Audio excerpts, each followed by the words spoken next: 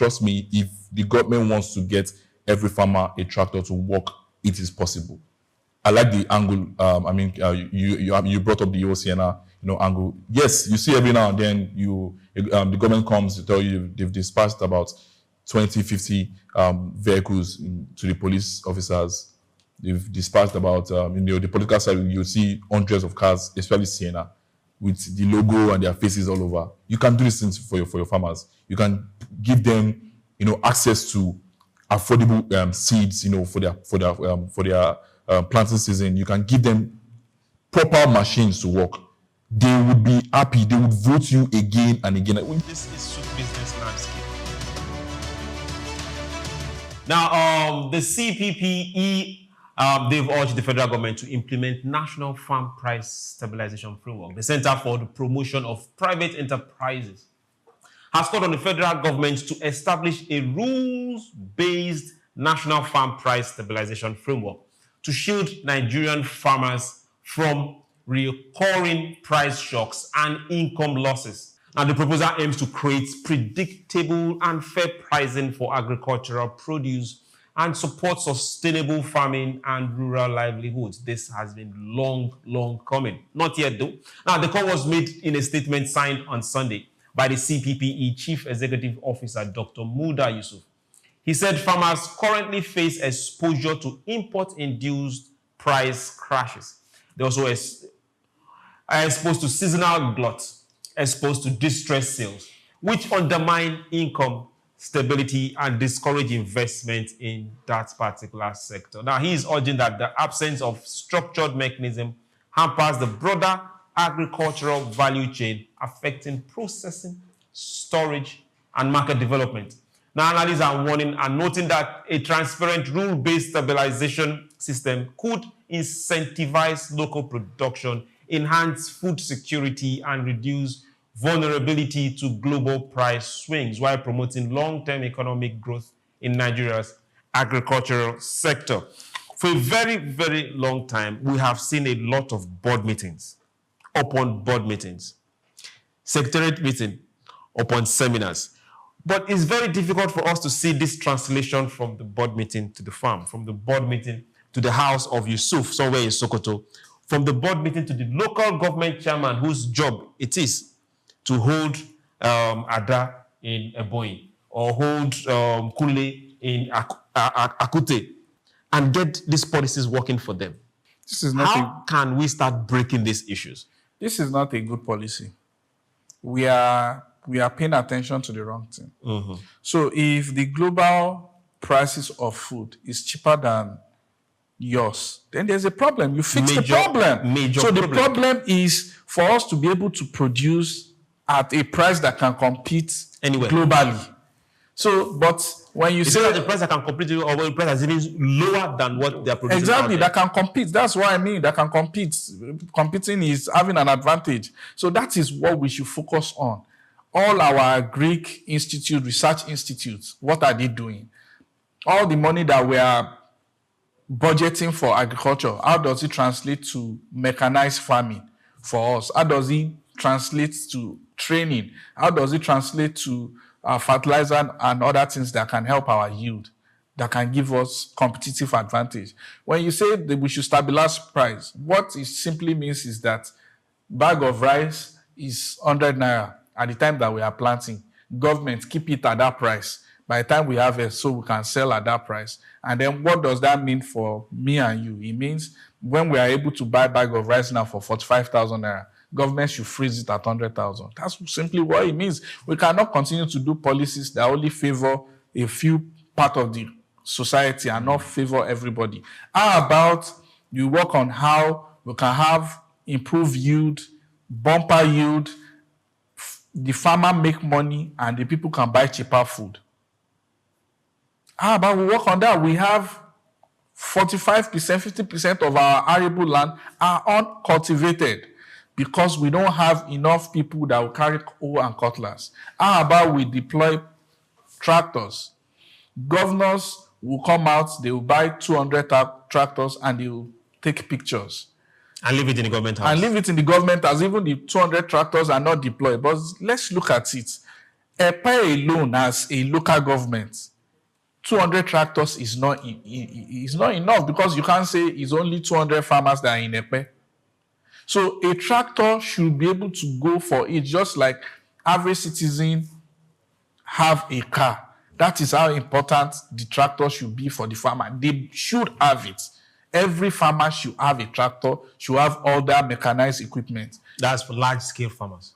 For everybody, nobody should be carrying hoe and cutlass. Anybody that is a farmer that you say farming is your profession, 2026. you cannot make money without tractor. They can share. Small-scale farmers can share. I disagree, sir.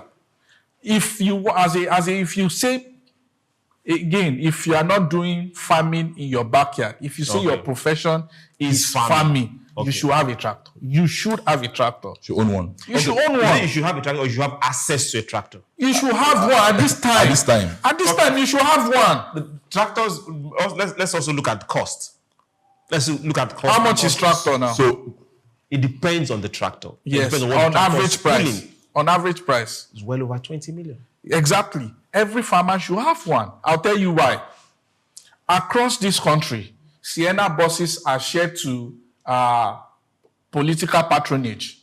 Okay. Now Do you understand? Now I see So where you're going if to. politicians in every state can give out 500 Siennas, 1,000 Siennas, over the weekend we watch the news. In Rivers State, brand new ice buses with a lot of ambulances. and are giving out to party patronage just to support the president. Okay, so if you can do that, why can't we give all our farmers tractors? It's just priority. We just need to get our priority right. Can I throw some spanner in this conversation of yours?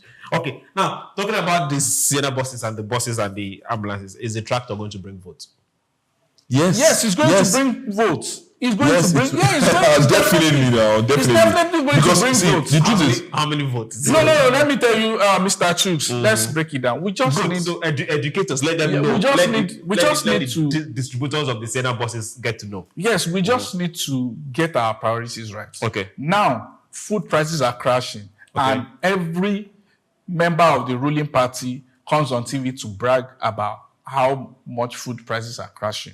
But we all know it's induced by importation, which is a policy somersault, which is against the kind of Nigeria that we want, especially as agriculture is part of where we have comparative advantage. We have the manpower, we have the land, we have the soil, we have the weather.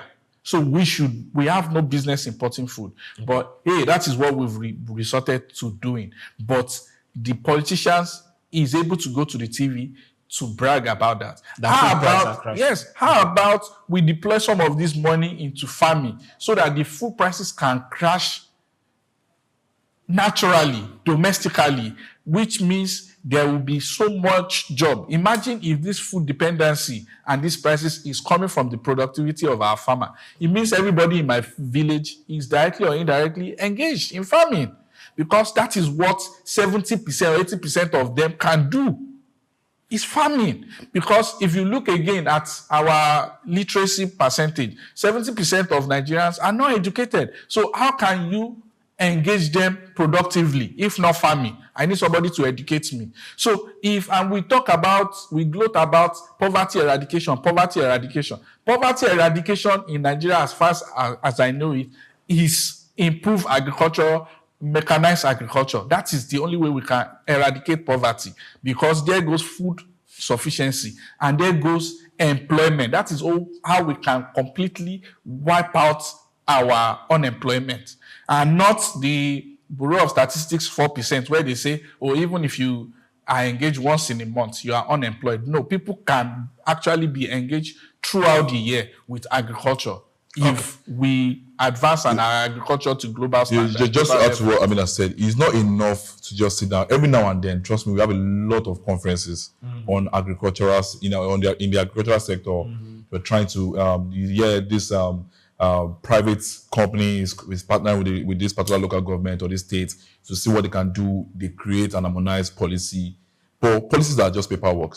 If you don't try to get it practicalized, you will not get results. And a lot of times, in short, this period, we have to be very careful so we don't fall back to costly subsidy structures that we've actually, miraculously found our way out of it, because everyone is demanding subsidized price and all of that. I understand, but it's still because we have policies that are not we cannot practice in real time. You talked about tractors being dispatched to people, farmers, and how expensive they are. Trust me, if the government wants to get every farmer a tractor to work, it is possible.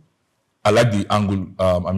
You brought up the OCNR, angle. Yes, you see every now and then the government comes to tell you they've dispatched about 20, 50 vehicles to the police officers. They've dispatched about the political side. You see hundreds of cars, especially Sienna, with the logo and their faces all over. You can do these things for your farmers. You can give them access to affordable seeds for their planting season. You can give them proper machines to work. They would be happy. They would vote you again and again. You think anybody wants to use and cutlass to work? Tons of farm acres of farm. You see some farmers go to the Ekpe area. My mom has a farm in Magodo. As small as that environment is, she has a farm there. And when it's time to work, she gets about 5 to 7 Hausa farmers that are active and agile enough to work. You should get a tractor. That takes away the stress. Yes, there's an employment issue there, but when you have more people, when you have more tools, when you have more machines, it gives room. Farm more land. You farm more land to advance, to improve, and you get more products, from your farm. So this issue of demand and supply also affects these things. You don't get enough. You don't get enough output from your farm because you have just 3 people, 2 people. You know how our grandparents do these things now. Then everybody take their children down to the farm. You take your own section, I take my own section.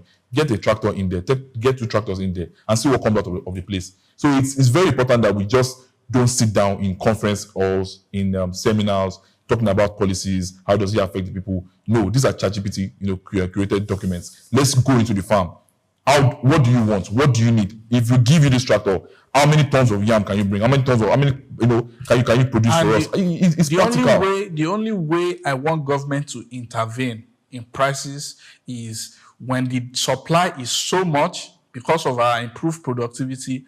Government can now step in to now start buying off farmers and put in our strategic reserves, so that price can be stabilized. That's the only way. And government can say, in every state, we have so tons of rice. We have so tons of beans. So in case of emergency, we have a strategic reserve for that.